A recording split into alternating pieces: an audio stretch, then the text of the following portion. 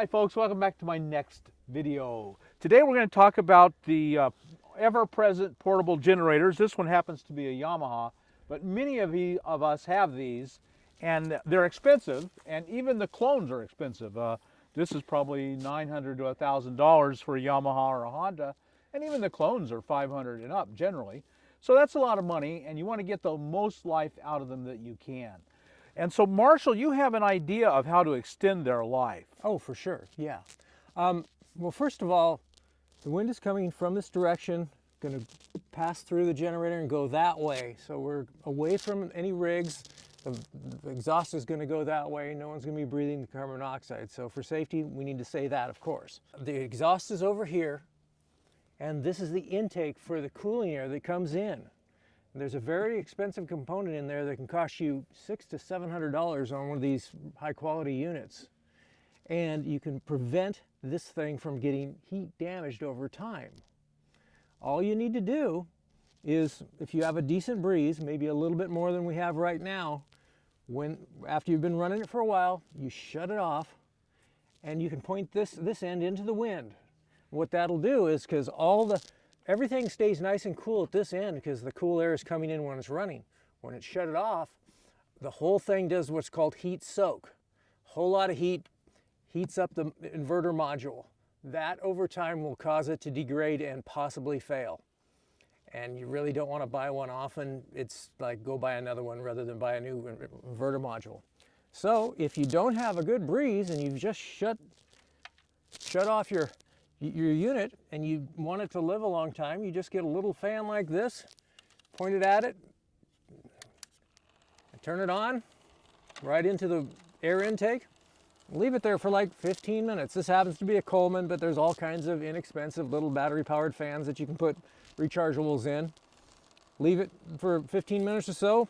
You'll feel a bunch of hot air coming out the backside by the muffler, and when it's pretty cool, you just shut this thing off and you're done. That's all you need to do, and your inverter module will never get hot. Very good idea, and that's probably the most expensive part of the thing. By far. I would assume, yeah. Yeah. Because that's all the electronics. Mm-hmm. Very good, really good idea. So one of the issues you're going to have to face if you're carrying a generator like the Energizer in your van is where you're going to carry the gas. Will the gas smell? Will it leak? Will it exhaust out? I've used all the plastic cans that are out there, and what happens is that when they get hot, and your van's going to get hot, they expand and the pressure forces itself out and it just smells. Once I figured out that they were going to always smell or leak, I did some research and I found these NATO gas cans. That's NATO, North Atlantic Treaty Organization, that NATO, and they're used by the NATO organization as gas cans. And so I switched to these, and I have never had a leak, I've never had a smell. I just 100% recommend these. I don't recommend any other gas can except these. So let me go ahead and show you how they work.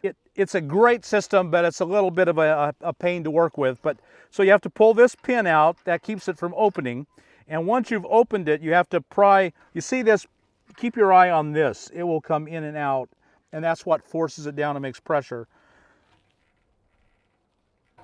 And you probably could hear just a little bit of exhaust, and now it comes up, and your funnel will go on here, and it does the same thing.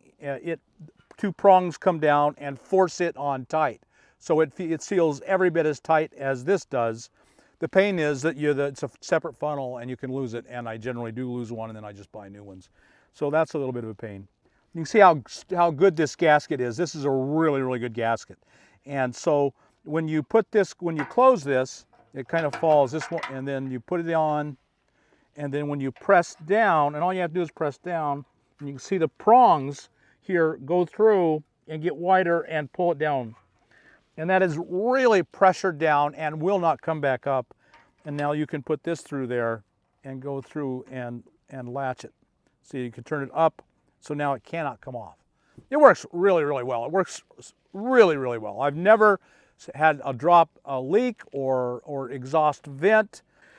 So the one thing you want to be real careful with is not to overfill it. If it's too full, the shaking and the heat will make it expand, and it can really fly out of here when you open this. But make sure you don't overfill it, and that won't be a problem. You'll hear a whoosh as the air escapes, but that's all, not a lot of gas. Don't overfill it. You can get a 2.5 gallon to 5 gallon off Amazon. I'll put a link down below along with the funnels, the spouts that you have to use. Highly recommended. One more tip I'd like to give you about these is they draw air from underneath. They have an air filter, but it's down below. And so they're pulling air up from underneath. And when you set your generator in the dirt, you're pulling up dirt and you're getting your air filter much dirtier. So one of the things you want to do is find a great big piece of plastic or something you can set it on so that it's not setting directly in the dirt. This is going to really extend the life of your generator. And one thing you can get is a lid for one of the big totes, or a lot of places will sell this specifically for the generators. It's a boot drying rack, so it sits inside your door in your mud entryway, and you put your boots and dirty shoes in there to let them dry. But at any rate, whatever you get, it needs to not inhibit the flow. It needs to be low enough not to inhibit the flow, but so that the generator is not setting directly in the dirt, because that's going to get you a dirty air filter, and if you don't clean it, and most of us don't, it's going to damage your generator in the long run.